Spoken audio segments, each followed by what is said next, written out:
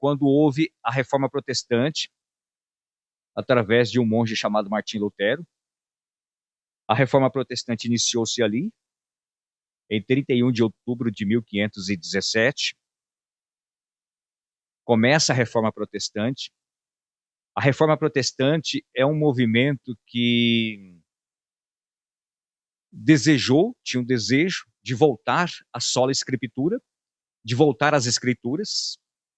Esse foi o lema da Reforma, esse foi o tema da Reforma, voltar às Escrituras, voltar à Bíblia. Até então, a igreja predominante na época, que era a Igreja Católica, ela estava desviada do Evangelho de Jesus, como de fato está até nos tempos atuais.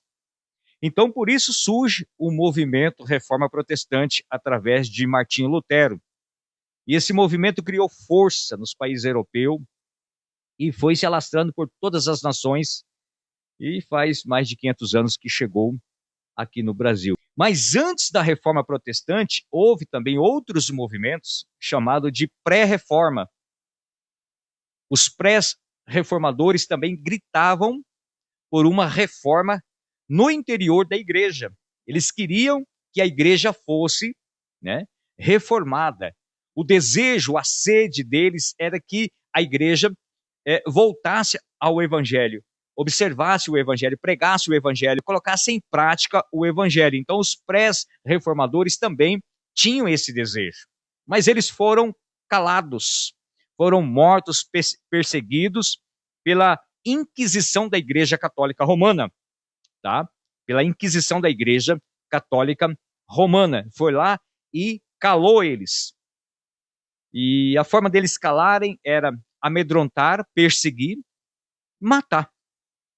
Eles matavam, criava qualquer julgamento, vamos dizer assim, acusavam por eles estarem pregando o Evangelho, e isso estava indo contra os princípios da Igreja Católica, Então, muitos dos nossos irmãos pré-reformadores foram mortos, julgados desta forma, porque eles estavam pregando o Evangelho e não era permitido pregar o Evangelho, só o padre que deveria pregar. E o padre rezava a missa em latim, com as costas viradas para o povo, e o povo não sabia o que o padre estava pregando e falando, Então, a Reforma Protestante, a partir de 1517, pegou força porque Martim Lutero traduziu a Bíblia do latim para a língua do povo, para a língua alemã.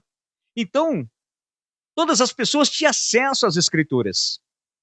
Todas as pessoas naquela época, a pessoa que estava trabalhando na roça, no campo, eles podiam ler as Escrituras. E com isso, houve conversões em massa, o povo abraçou a fé em Jesus Cristo, as pessoas foram conhecendo quem é Jesus, descobrindo o Evangelho. Então a Reforma Protestante cresce, surge então a Igreja Reformada, e nós somos dessa geração, dessa linhagem de reformados, até nos tempos atuais.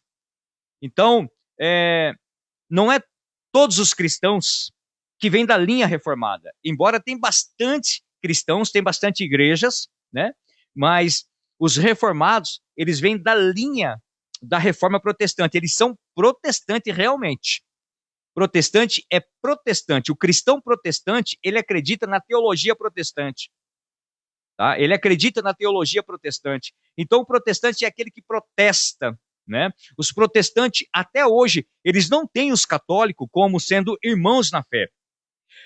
Há outras ramificações cristãs, evangélicas, que chamam os católicos de irmãos.